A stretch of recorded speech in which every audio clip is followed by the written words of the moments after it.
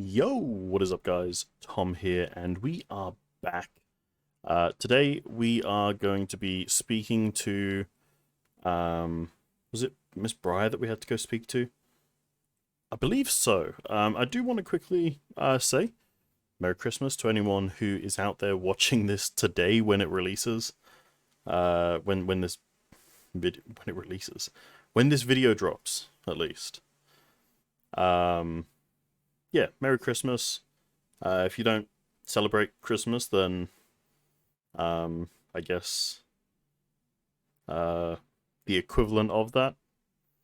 Hope you enjoy the holiday season at least.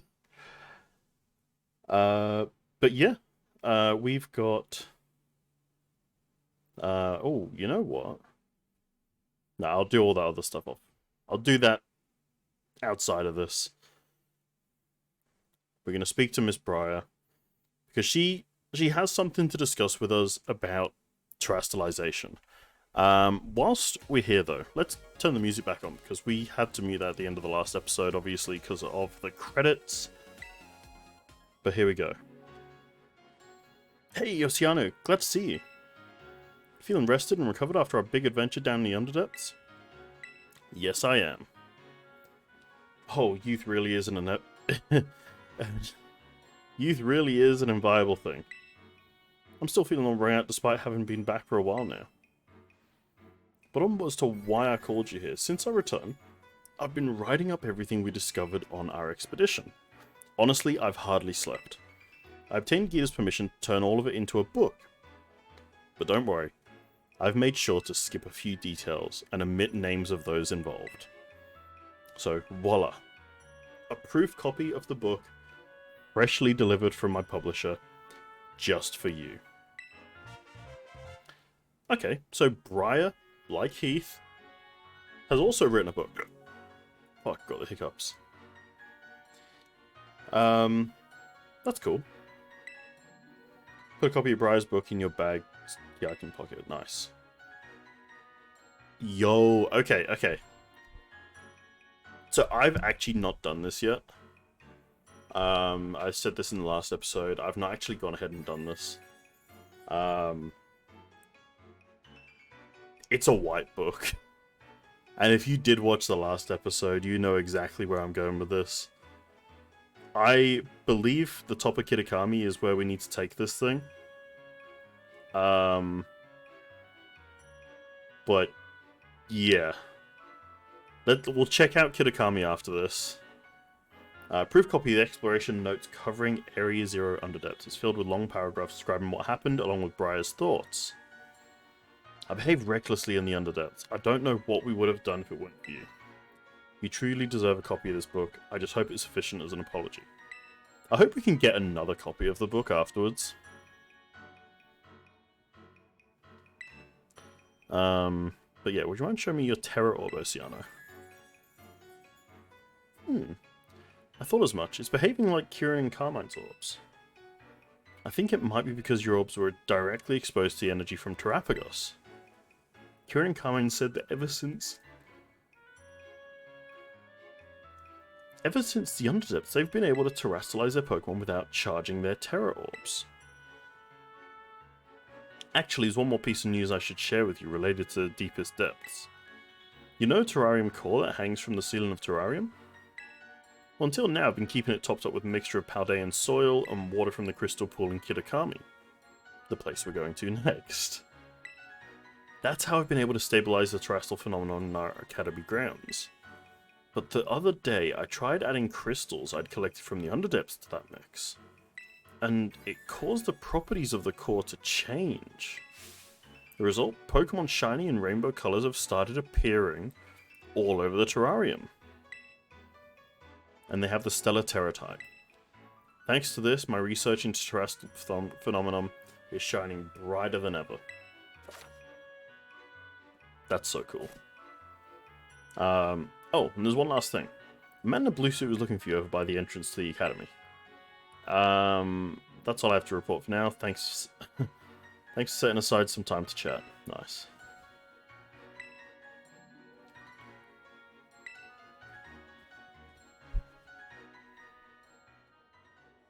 Okay, so first things first. We need to take a look at this book. Oh, okay, we can't. Never mind then.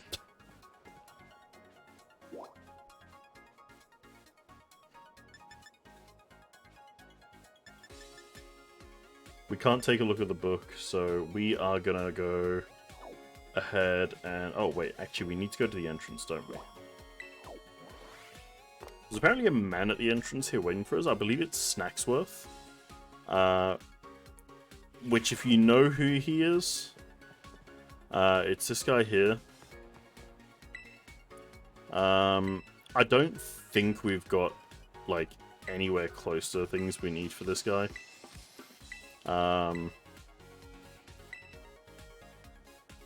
Yeah, we haven't done enough of those on this, so that's fine. We're gonna leave that.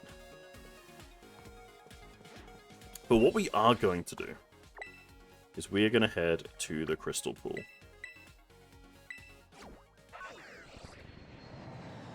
Like I said, this could be a very short episode, but we're gonna head over to Kitakami.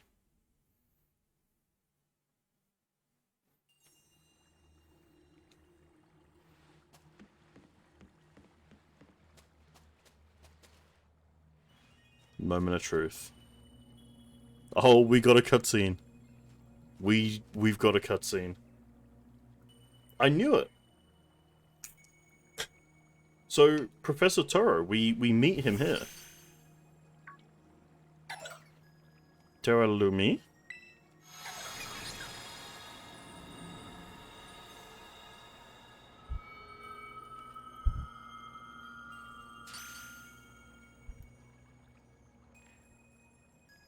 Well now. This is a curious development.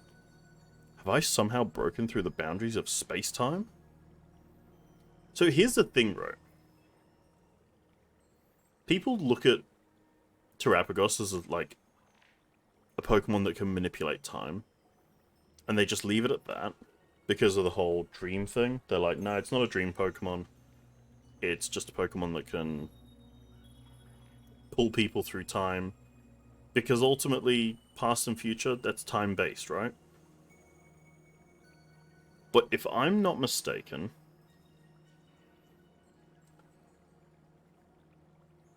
So he mentioned space-time there.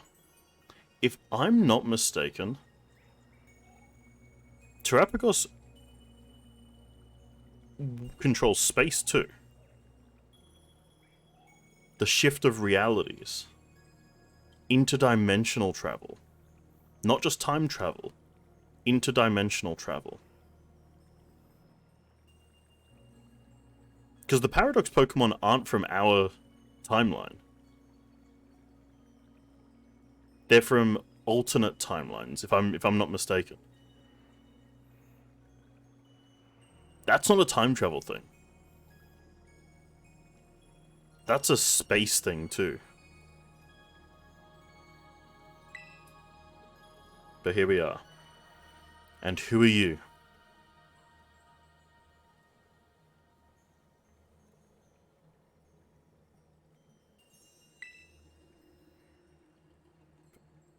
Professor? Have we met? If so, I'm sorry, but I don't seem to recall it. I'm Professor Toro. I research Pokemon in Area Zero, and yet... Yes. What? This Pokemon? Is this the Iron Serpent? This is Miraidon. Because at this point in time, he's not named them yet, has he? He only knows about it based on the book that Heath wrote. Is that right? So its name is Miraidon. That's a good name. Again? From the clues you've already let slip, I suppose I would have to conclude, from my perspective, this must be the future. Though of course complexities of space-time are beyond count. It's possible that our encounter might not even be occurring in a timeline connected to my own. Perhaps this meeting is nothing more than a fleeting miracle. Why don't we exchange as much useful data as we can in what little time that fate has gifted us? Hell yeah, brother.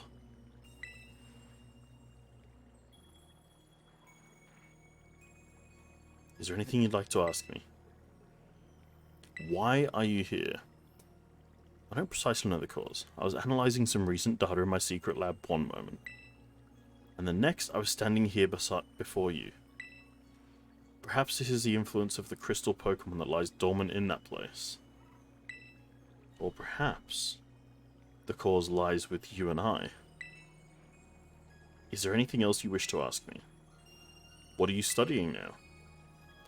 I am... There we go. Oh, there we go. I am researching methods to catch Pokemon that live in different timelines, so I might transport them to the present day in my own timeline. So he's talking about interdimensional travel there. Not something on his timeline, but an alternate timeline. Alternate universes that are all following the same path, but he's just crossing over, grabbing a Pokemon from there, bringing it to our own. It sounds fantastical, no doubt, but I'm drafting plans now for a machine that may achieve it. You see, this book captured my imagination when I read it as a child, and has never let go. So, okay, hold on. No, people always say that it's a time machine, right? And it's even mentioned as a time machine in here. But he doesn't say it's a time machine. He says a machine that pulls Pokemon from alternate timelines. So that is a machine. It's an interdimensional traveling machine. You see, this book catch my imagination when I read it as a child and has never let go. But progress has been slow and beset by failures. I haven't left my lab in quite some time now. I desperately hope that I might glean some new insight from this conversation so I can finally make some progress and return home. Is there anything else you wish to ask me? What about your family? Oh, you even wish to know about my private life? I do have family. A son. He's probably at home right now. Well, no, I suppose right now could be inaccurate. Whenever and wherever he is, I imagine he must be quite lonely.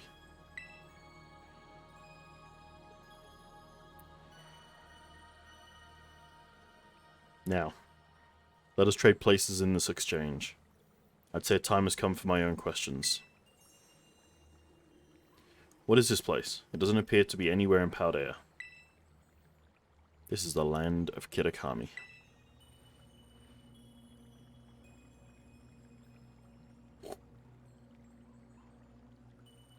So we're at Kitakami's crystal pool, eh? I remember reading about it in certain texts. It's said to be a place where water wells up from the ground, imbued with terrestrial energy. It would seem that I have been shifted quite far in both space and time. My next question, then. That Pokemon you have, the Iron Serpent, I mean Miraidon. Tell me more about it.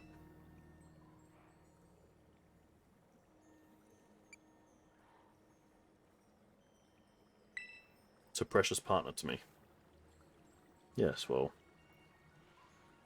yeah, your personal attachments to the creature have no meaningful relevance to the... forgive me. Perhaps that was rude. Yeah.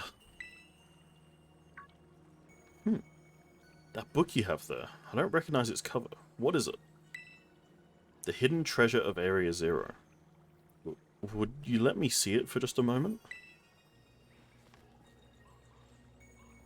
Descriptions of the Area Zero underdepths, and a record of Terrapagus's awakening? Who's this Briar to have written such work? She's a descendant of Heath.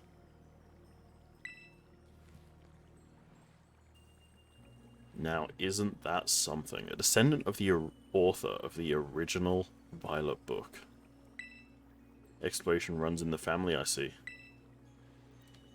At any rate, that is... I'm recording this at like 1:15 in the morning. Bear with me. At any rate, that is a book that would ignite the imagination of any true scientist. I'm sorry, but I simply must have the time to read this book more thoroughly.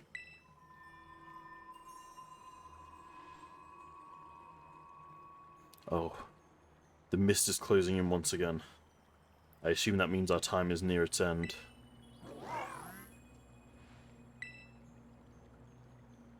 I wish I could spend longer getting to know the Iron Serpent, but I must hurry.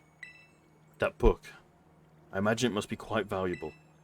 It wouldn't feel right for me to claim it without offering you any recompense. An exchange then, though I hate to part with something so precious to me.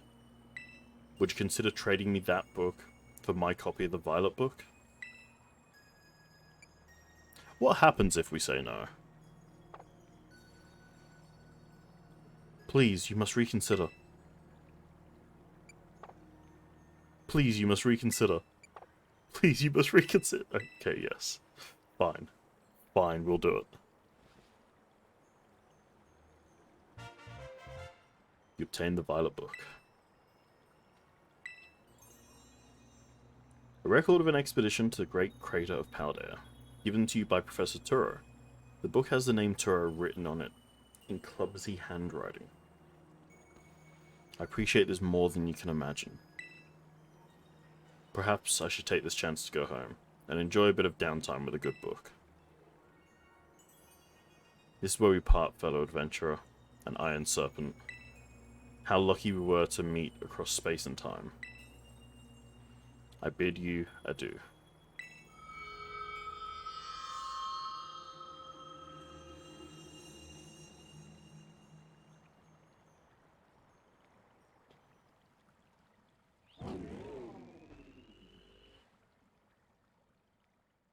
Interesting. It breaks the loop a bit. But then again, the loop's already kind of broken if you don't do all the side quest stuff. Because you could finish the main story and then go back to do the side quest stuff inside the school, and Arven still has the book himself. So, yeah, it's, it kind of just breaks no matter what anyway.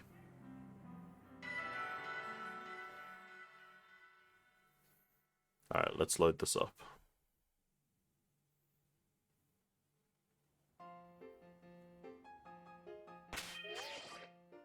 And it just brings us back here. Oh, this is the one at our school, actually, not Blueberry. Okay. Well, I guess we'll leave that there. Thank you guys for watching. Yeah. Catch you soon with the next one. See ya.